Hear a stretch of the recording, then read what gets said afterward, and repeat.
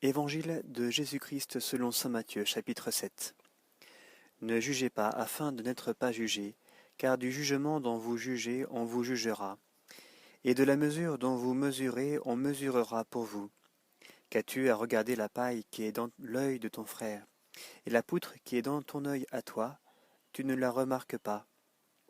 Ou bien comment vas-tu dire à ton frère, laisse-moi ôter la paille de ton œil, et voilà que la poutre est dans ton œil?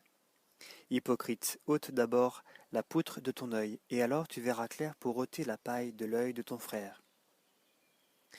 Ne donnez pas aux chiens ce qui est sacré, ne jetez pas vos perles devant les porcs, de crainte qu'ils ne les piétinent, puis se retournent contre vous pour vous déchirer.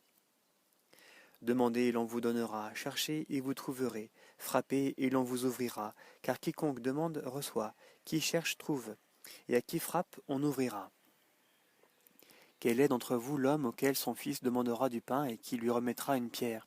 Ou encore, s'il lui demande un poisson, lui remettra-t-il un serpent? Si donc vous qui êtes mauvais, vous savez donner de bonnes choses à vos enfants, combien plus votre Père qui est dans les cieux en donnera-t-il de bonnes à ceux qui l'ont pris? Ainsi tout ce que vous voulez que les hommes fassent pour vous, faites-le vous-même pour eux. Voilà la loi et les prophètes. Entrez par la porte étroite. Large en effet et spacieux est le chemin qui mène à la perdition, et il en est beaucoup qui s'y engagent. Mais étroite est la porte et resserré le chemin qui mène à la vie, et il en est peu qui le trouvent. Méfiez-vous des faux prophètes qui viennent à vous déguisés en brebis, mais au-dedans sont des loups rapaces. C'est à leurs fruits que vous les reconnaîtrez. Cueille-t-on des raisins sur des épines, ou des figues sur des chardons? Ainsi tout arbre bon produit de bons fruits, tandis que l'arbre gâté produit de mauvais fruits. Un bon arbre ne peut porter de mauvais fruits, ni un arbre gâté porte de bons fruits. Tout arbre qui ne donne pas un bon fruit, on le coupe et on le jette au feu. Ainsi donc, c'est à leurs fruits que vous les reconnaîtrez.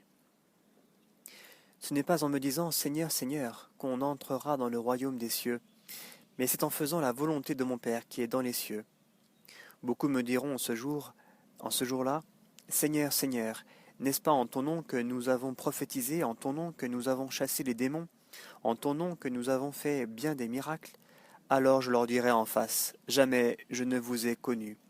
Écartez-vous de moi, vous qui commettez l'iniquité. Ainsi quiconque écoute ces paroles que je viens de dire, et les met en pratique, peut se comparer à un homme avisé qui a bâti sa maison sur le roc. La pluie est tombée, les torrents sont venus, les vents ont soufflé et se sont déchaînés contre cette maison, et elle n'a pas croulé. C'est qu'elle avait été fondée sur le roc. Et quiconque entend ces paroles que je viens de dire et ne les met pas en pratique, peut se comparer à un homme insensé qui a bâti sa maison sur le sable.